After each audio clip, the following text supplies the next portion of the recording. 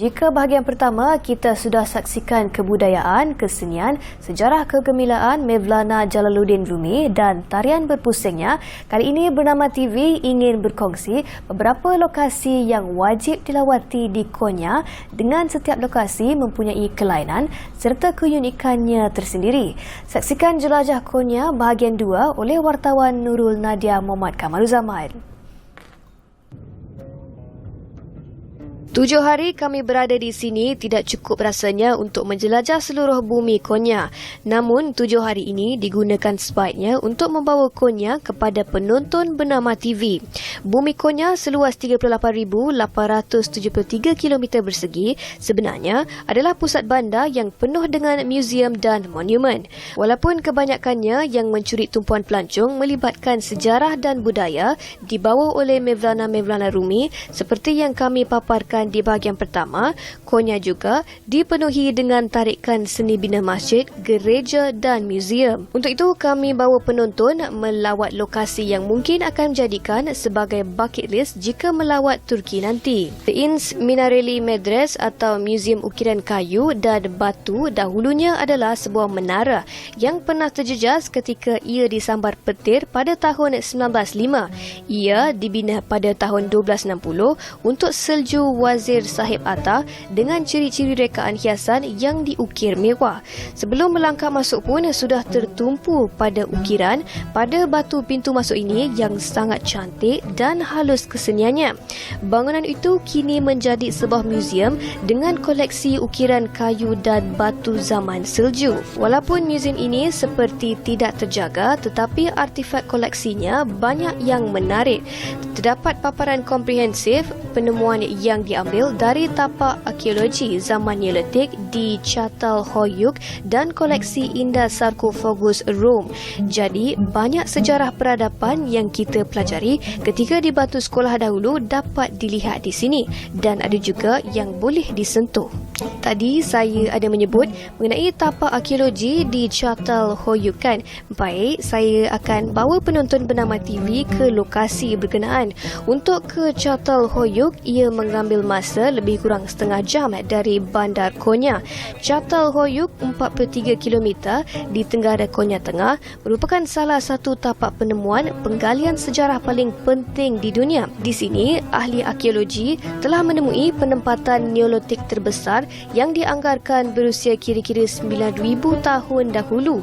Aktiviti penggalian untuk mencari peninggalan masyarakat Neolitik masih dijalankan dan jika anda melawat pada musim panas, kadangkala anda boleh melihat ahli arkeologi sedang melakukan tugasan mereka.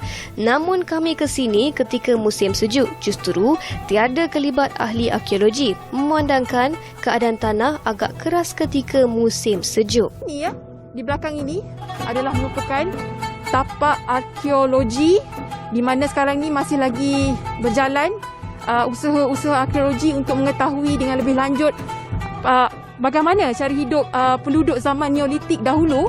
Dan jika penonton dapat lihat di sini, ini adalah hasil yang telah dijalankan oleh pakar-pakar arkeologi kita, iaitu ini merupakan settlement ataupun penempatan penduduk zaman Neolitik. Hasil arkeologi ini tadi ada di sebahagian dipaparkan di Muzium Arkeologi di Konya. Zaman Neolitik mengemumikan keluarga mereka yang telah meninggal dunia di dalam rumah untuk mengelakkan dari dimakan oleh haiwan liar.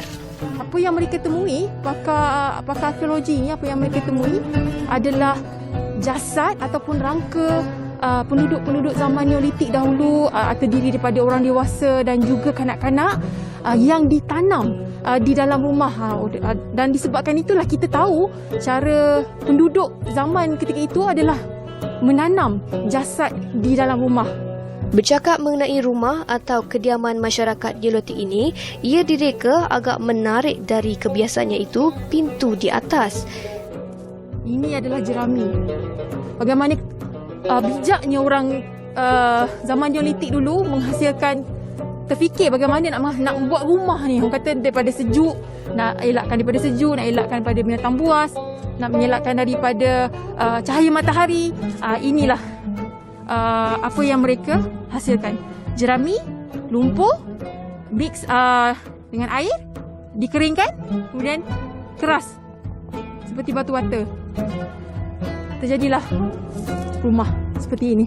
Okey, kita ke rumah pertama di mana rumah ni lebih ni okey, tengok. Yang ni agak moden pintu dia bawah. Tapi kalau ikutkan asal punya Neolitik, pintunya di atas. Sebab nak elakkan daripada singa kan, singa tak boleh panjat. Okey, kita masuk dalam. Rumah penduduk Neolitik ini walaupun kecil tetapi lengkap dengan kemudahan yang mereka gunakan seharian seperti dapur. Bahagian kedua ini hanya sebahagian sahaja kami dapat paparkan kepada penonton bernama TV. Sebenarnya ada banyak lagi yang menarik dan luar biasa di Konya ini.